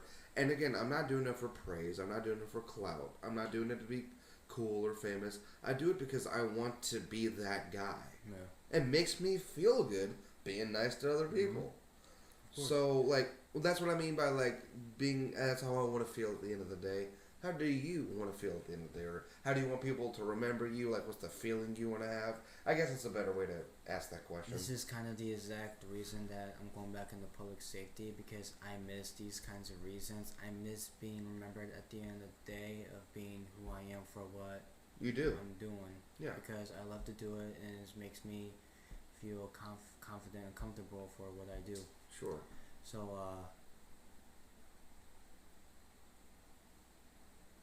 I mean, I want to be remembered at the end of the day. If people, being like, he helped me, he went out of his way, like for example, there's probably, what is a good one? I have quite a few good examples, but let me see if I can get a good one, though. So, just like, can I maybe answer this? Mm-hmm. Actually, no, this is a good example. So, when I said it makes me feel good, being nice to other people, like, it makes you feel good protecting other people. Is that a good way to put it? Yeah. I'm risking my life for their lives. Yeah. Just like I would for my wife if I had to, or our future children. Trust me. Yeah. Oh, I got it. I got it.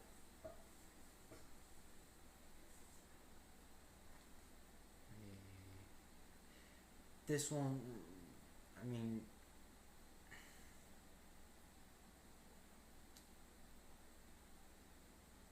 what is the way?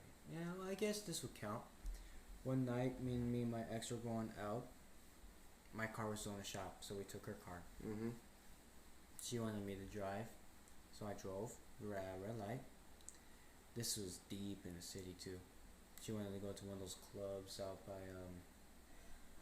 Your ex liked the club a lot, didn't she? Jeez, no wonder you're so tired all the time.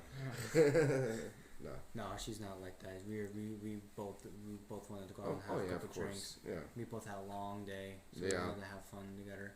Of course. So we're at a red light in the city.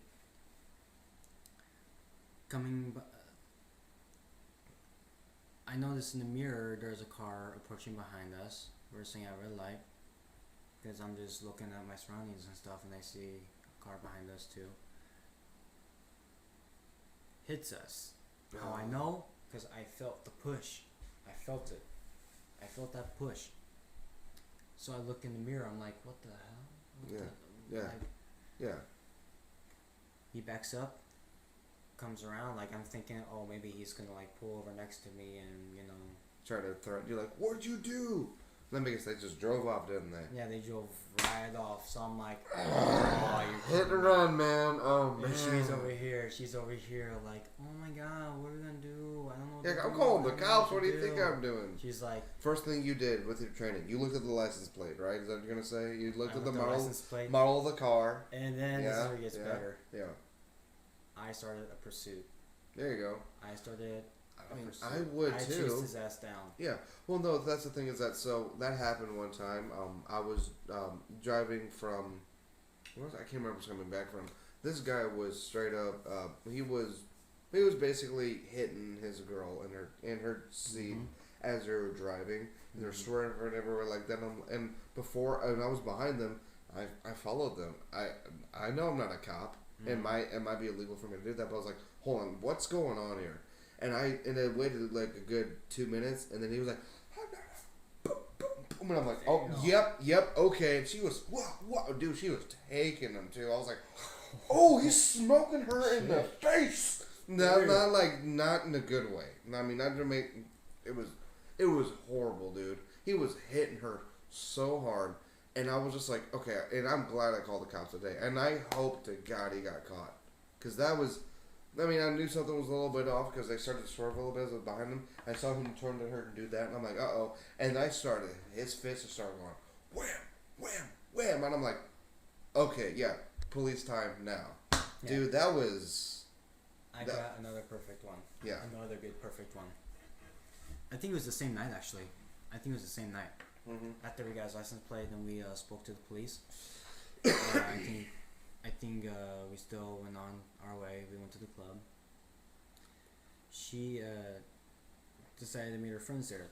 Okay, yeah. We met her friends there. She's drinking hard, getting drunk, whatnot, and because I'm driving, I'm having maybe like 2 or 3 beers, and that's it. So when her friends go to sit down, one of her friends lost her watch. They went to go look for it. Yeah. She over here, my ex, is already saying that she's getting sick, she's throwing up and stuff. So we walk outside, she throws up. Of course. So, we get her in the car, we're driving home. She keeps throwing up and stuff. Oh. We pull over maybe like 5-6 times and stuff like that. Oh, yeah, that's drunk. She passes and then she passes out. Yeah. So, I end up carrying her inside, all the way through the door, to the living room, to the bed. Right. And I'm thinking in the back of my head, like, what just happened tonight? The hit and run, and then this. So where does your tactical training come into play? Like, just the whole... Oh, you mean like you want to be remembered as the nice guy? Like, hey, like you got messed up, but I'm still here to take care of you. Yeah. Yeah. Good for you. That's a good thing to do. be humble like that, you know? Like, no, I'm proud of you for that. Good job, man. That does not sound like a fun night to deal with. Oof, you know I've had. Because if she, because this is what I'm gonna say right now. If you were out with some guy and he doesn't care about you and he leaves you, like, exactly. Stop dating him. Yeah, literally, seriously, stop dating him. Yeah, and if you were to get hit by someone behind and they just drove off from you, call the cops. Yeah, like why? I mean, that's a serious thing. Mm-hmm. Like, I'm not bragging or anything, but like I always, when something happens, I always get in my way. Yeah. I always get in my way. Like, everything will get solved. Well, because imagine if they hit you hard enough to where, like, it flung you both forward and you hit your head on the dashboard and then you pass out from a concussion. Like, what? Like, that, you know. Like, 3 weeks ago. Yeah. I'm on the highway. I'm heading south. I'm trying to get over in the passing lane because the person in front of me is going slow. So I'm trying to go around them. I got my blinker on as I'm getting over. Beep.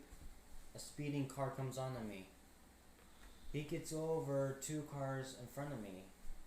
Gets in front of them. Because people, I can't stand people that drive like that. I finally get the chance to go around, right? As I'm passing him, I'm just getting a very good message from him. Yeah. A really good message from him.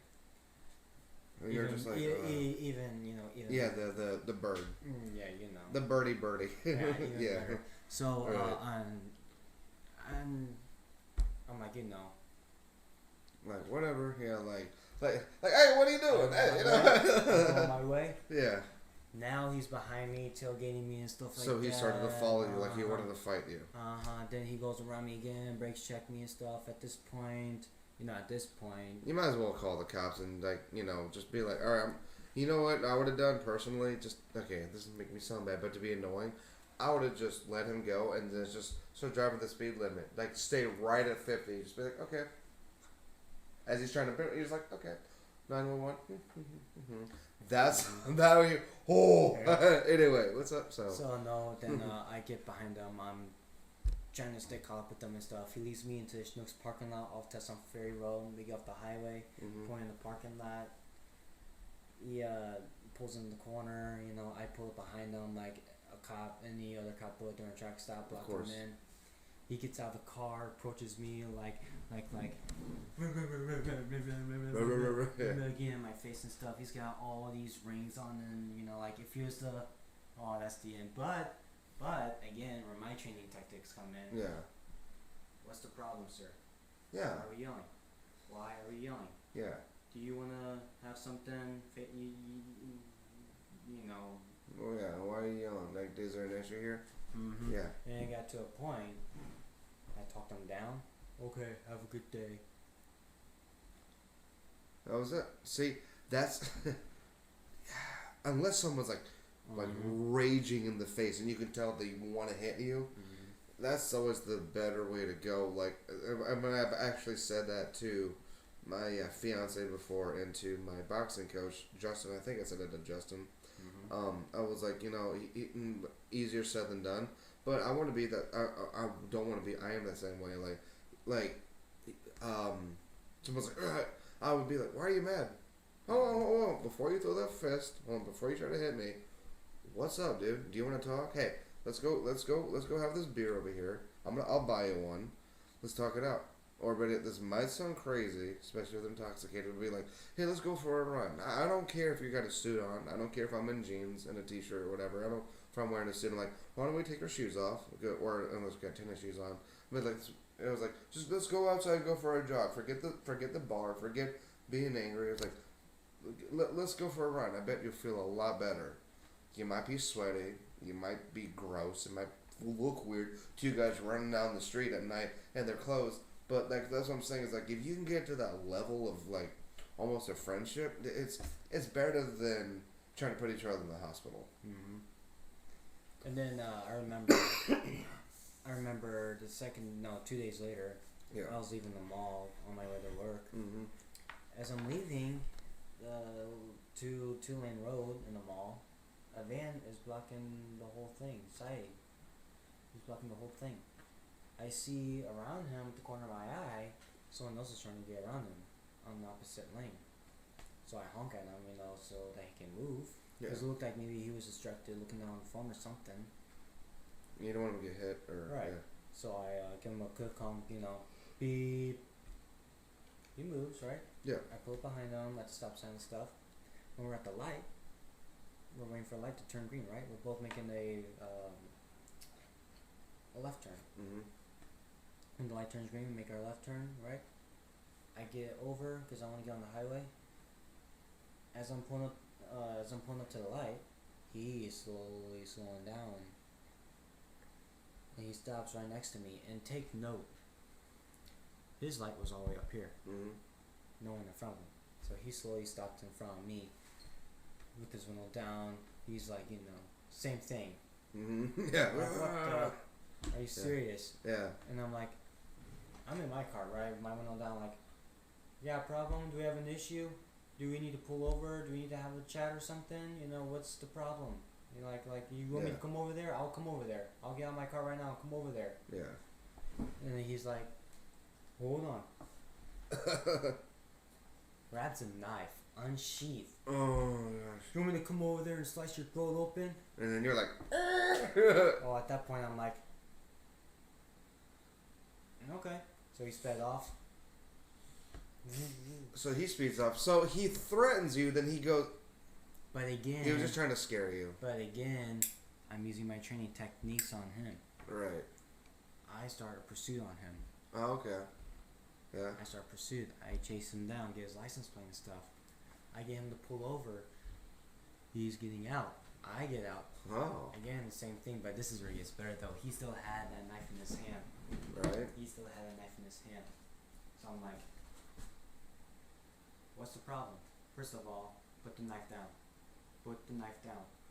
Do you see me armed with a gun, knife, or anything? Put the knife that's down not and fair. we'll talk face to face like a man. Put the knife down or I'm going to face slam you to the ground and you're not going to like that. Put the knife down.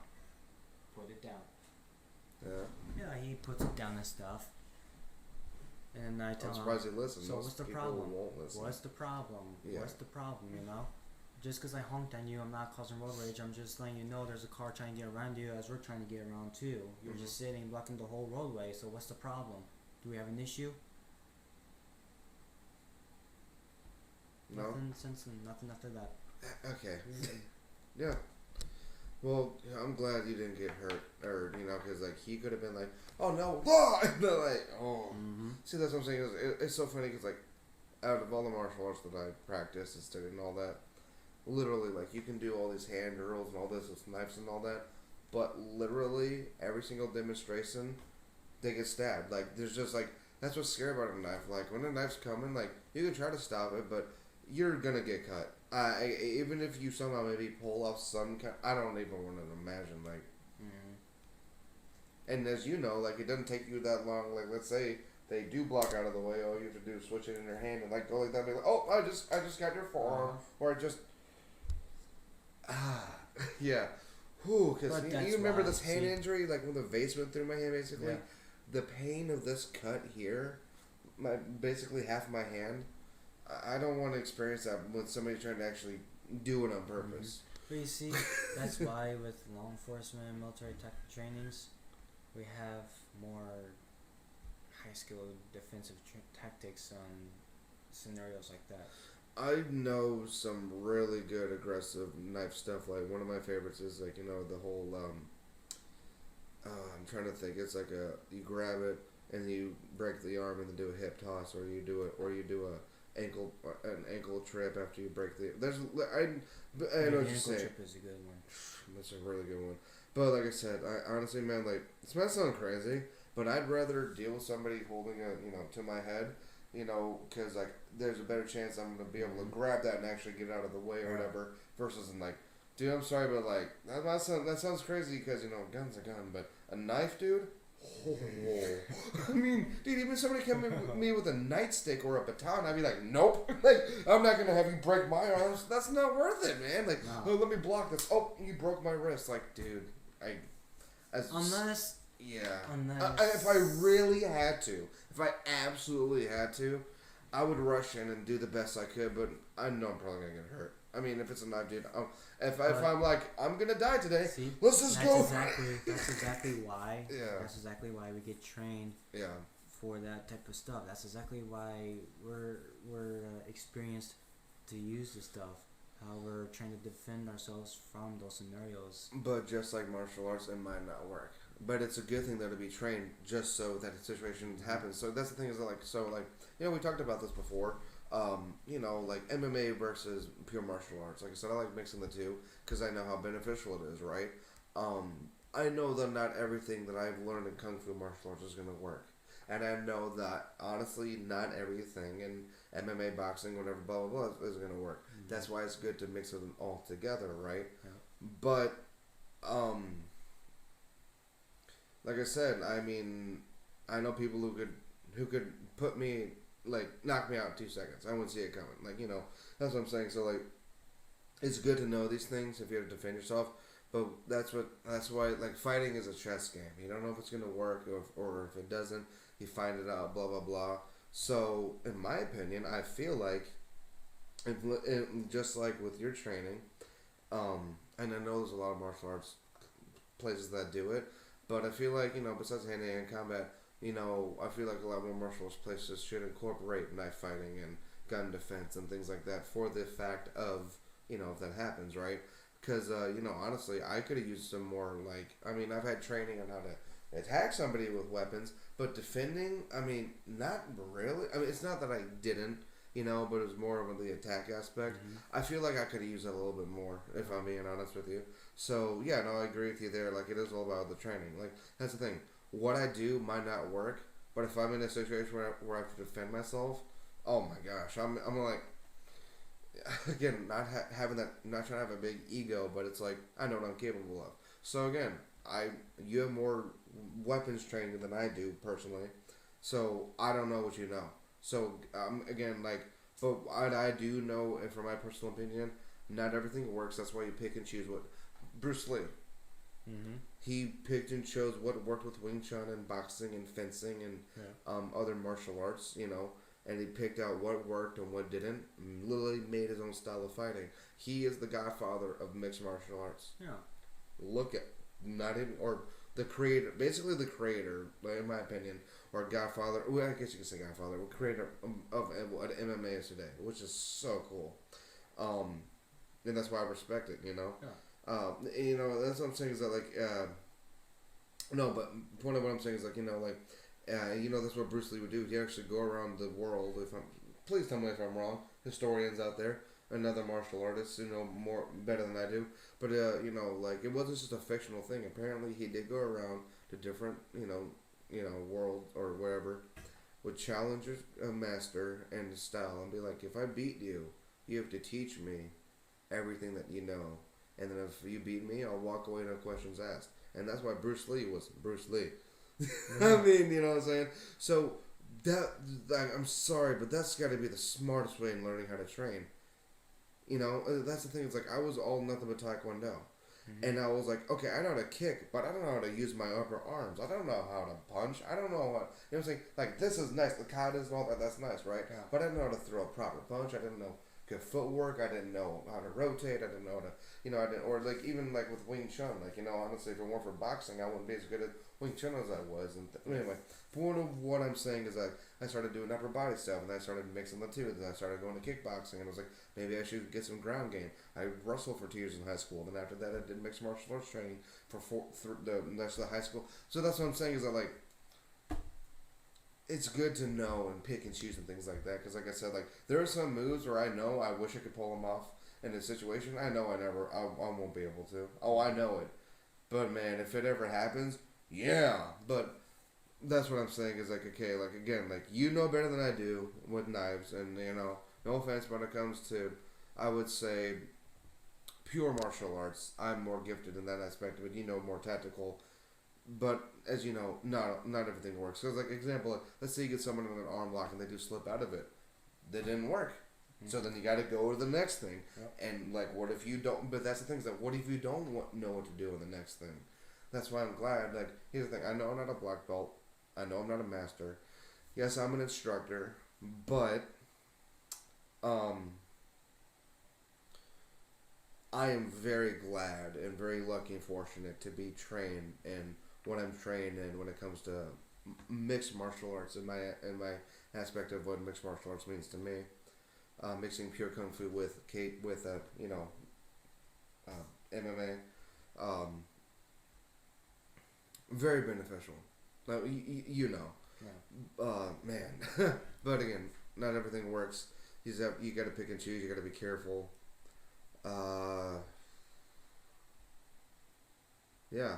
So we went from the subject of how do you want to be remembered at the end of the day onto martial arts again. I guess I don't mean to sound so obsessive about it, but when you started talking about how being protected makes you feel good, and the whole tactical thing. That's why we definitely got off course there, but whatever. We're just having fun talking. Doesn't matter. I mean, heck, what do you think? Like, even you understand not everything works, so it's good to know what to do next, right? I mean, obviously, or like example, you're at the restaurant, and let's say something's not right. I mean, I used to see it all the time. People will actually throw away in the middle of what they're cooking and start it all over again. Yeah, that's a good example. Actually, that's a pretty good example. Yeah, I was like, oh, that doesn't work. Pitch it out. Let's try this one. And that's wasting budget. Yeah. So, again, I'm not saying that, martial arts are extremely beneficial, but in my opinion, don't, just like your budget, don't waste your time on the moves that aren't gonna work, because that situation might not happen where they are. But it's good to be trained to know what does work and, what works for you. Because, again, every fighter is different. Everyone's trained different. People know stuff I don't know. That's why I give them respect. That's why I give you respect. That's why I'm sitting here and I'm not saying it would never work, because I know that's not true. Right. But I'm saying to you, from a fighter to a fighter, not everything works, and we both know that. So that's why it's always moving up to the next level using a mace, taser. Yeah. What? No, I'm just kidding. Okay, so. But. Yeah, what's up? That's pretty much what I've been saying all along, that I want you people to know that I'm more of a loving, caring, and protective person. So if you feel like your life is in danger, I'm the one yeah. So like I said, I'm a boxing coach, and I love training other people because I love when I watch people learn how to defend themselves. Like Freddie, I'm getting good at boxing. Hopefully we'll start training soon enough. Like I said, I might end up buying a space in my CrossFit gym and start training there. I don't know, maybe it's a side thing. Who knows? But anyway, I think we should wrap this up, dude. I think we've been talking almost for what's up? For those of you that don't know, I'm actually getting back into security and public safety. Right. So I'm going to be learning some more techniques, some more training, tactical skills and whatnot, And if you want me to start training you again, we'll talk prices later on. Anyway, I also want to reiterate, because of his, protective side and because of his family, when he put that woman in that arm lock, I wasn't trying to make him sound bad, and I wasn't trying to make him I wasn't saying anything. I was just trying to, make him maybe see from a different perspective. Could he handle that differently? That's it. So don't attack him. Please don't come after him. He's still my best friend. I love this guy with all my heart. I'm not saying anything bad about him at all. Because people tell me all the time, like, hey, you need to work on this, and you should have done this differently. I'm hard on myself a lot. So I have a lot of daily reflections where I'm like, ooh, that was stupid. So again, no one's perfect, okay? I'm not coming down on him at all. Just saying. I think we need to wrap this up, man. We've been talking for a minute, but hey, dude, I love you. That was awesome. Thanks for that was awesome, dude. We definitely need to do this again. Maybe in a couple of weeks, because I'm exhausted. But yeah, no, I had a great time. It was fun. Next time I'll probably be in my public safety uniform. Yeah, help maybe represent. show a little move demonstrations on how the procedure works and how it works in the field. Awesome. Yeah, and maybe next time, during our podcast, we could do a little training thing where I show you stuff and you show me stuff. People show hey, we'll probably show some defensive tactical moves with involving handcuffs and mace, baton, and whatnot. Yep. So you guys get an idea how it works. Alright guys, we are signing off. Again, I'm Coburn C. Capshaw, aka Mr. Smilesalot. Officer Brandon Kacar. See you guys later. I love you all. Please like, subscribe, and share and comment. Thank you for watching. I'm going to bed. Good night.